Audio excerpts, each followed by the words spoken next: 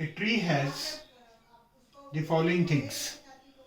It has a trunk, it has foliage, it has flowers, it has fruit, and finally the seed.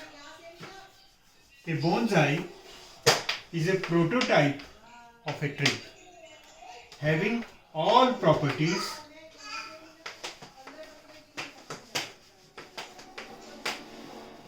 all five properties: trunk, foliage, flower, fruit, and seed. In addition to these, a bonsai has infinite kind of shape. A tree has a natural shape, but a bonsai can be given any kind of shape as per the desire of the human being. Now,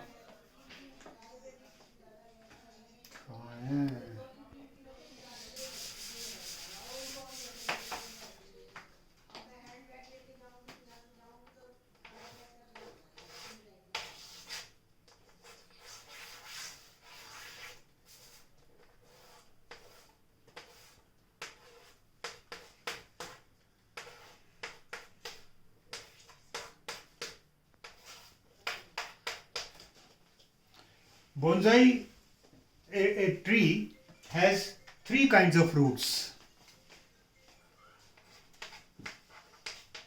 taproot, primary roots, and tertiary roots, secondary or tertiary.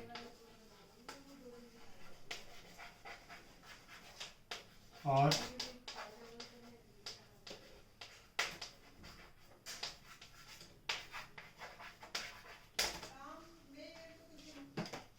taproot is essentially to give support to the tree. Primary and secondary roots are responsible for properties of the tree. Taproot has only one function, that is the support of the tree. However, taproot consumes nearly 80% of the energy given to the tree.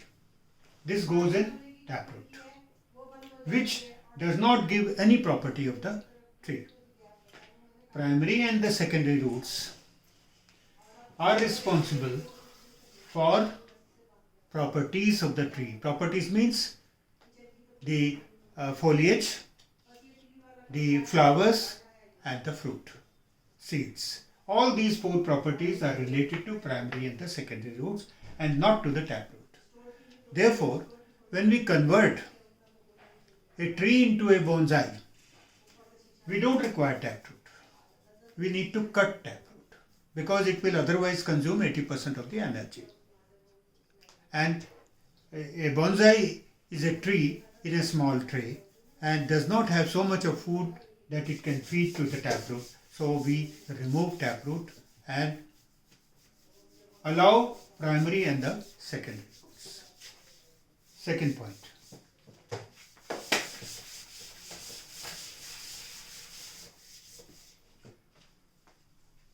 Primary roots and foliage are direct in proportionate.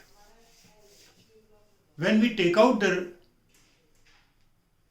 plant and we cut taproot, along with the taproot, we have to per se cut primary and the secondary roots also. Therefore, now the foliage is more, the primary and the secondary roots are less. Therefore, we have to cut the foliage also to begin with. So, foliage is related to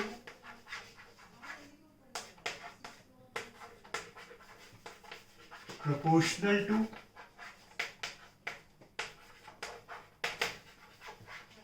primary roots.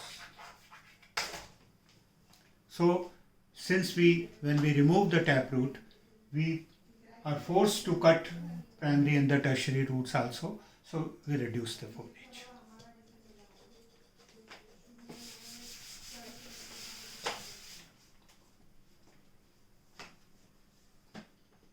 Now, the shape. In some other video, we shall discuss the infinite shapes which can be given to a bonsai. There are no definite shapes. Any shape is permitted, depending upon the choice of the individual, depending upon the tree, depending upon the tray, and depending upon where you want to keep your bonsai. Depending upon all these parameters, the shape can be decided. It is perfectly your choice what kind of shape you want to give to the bonsai. So I will be discussing possible shapes, but in a different video. Today I just want to say that the shapes can be infinite in nature. Now, after cutting, after taking out the plant from the pot, identifying the taproot, removing the taproot, and simultaneously removing some of the primary and the secondary roots also. Therefore, we have next to do is to cut the foliage and in the process give shape. For giving shape, we require what? Wire. So wiring is another technical aspect which will be discussed along with the other video. But today I just want to give a brief concept of the bonsai. Now, since we have removed the taproot, how to give a support to the bonsai? That is done like this. This is a bonsai tray with a drainage hole here, and here this is soil, and this is tree to which we can give shape. I will be discussing little later. But now this taproot has been removed. Only some of the primary and the secondary roots are there. The major thick taproot is being cut. This taproot was responsible for providing shape, for providing support. Now what we do, take a tub, put the water here. This water through the drainage hole will spread like this. These primary and the secondary roots will spread like this because the water will push them up.